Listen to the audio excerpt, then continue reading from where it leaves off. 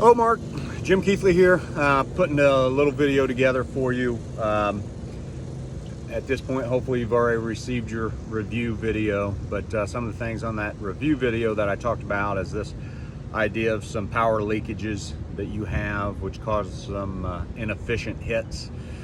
A couple of reasons that you just don't hit the ball as far as you would like to. Couple drills, really good going into the winter months to work on some feels. All you need for these two drills are 2 alignment stakes. For the purpose of this drill, I've got rubber bands that connected the end of the 2. So what I want you to do is put the alignment stakes underneath your armpits. Okay, I've got an 8-iron here, and I've set the 8-iron just at the end, and get into your normal setup position. We talked about what you're lacking is kind of this trail arm. What your trail arm does as you pivot away, it starts to bend really early in that backswing, and as we bend or flex, you can see that the hand is getting closer to my body or closer to my sternum. Okay, so it's more of this position. What we're trying to get you to do is get you a nice pivot.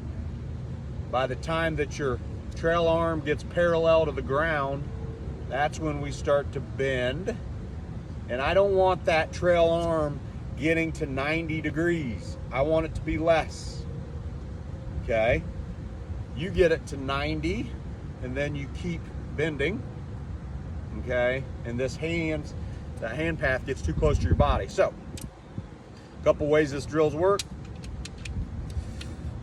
Underneath your armpits, feel like you're kind of pinching it in your pecs so you have a lot of connectivity and that your elbows are getting real close together. We don't want to be like this, obviously. Now, all we're going to do is, once this is secure underneath your armpits, you're going to feel like you have nothing but connectivity. So we're going to work a little pivot drill. Boom. Okay, this won't allow you, you can't bend that trail arm. Boom. Okay, if you want to just continue to rise, please do so. By the time that your lead arm gets parallel to the ground, then we start adding some wrist conditions, which is just this little lever. Okay, but most importantly,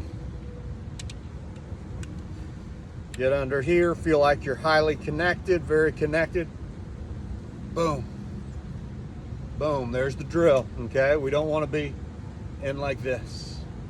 Okay, we can add another component to it as we get into impact.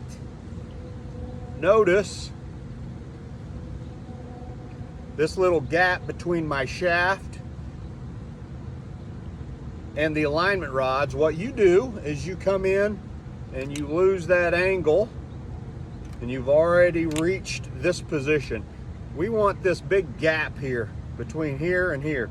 That big gap. From here, we just want to rotate the body.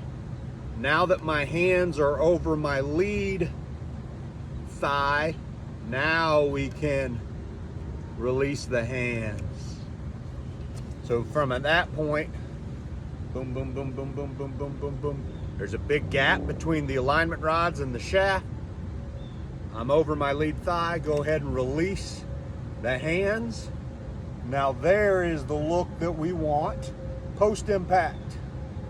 Great post-impact look. What do you get? You get like this. Okay, we've lost that gap, and the arms start to bend and get close to us again over here. Okay, so you get kind of slappy. We want connection and width, impact, connection, and width. Okay, so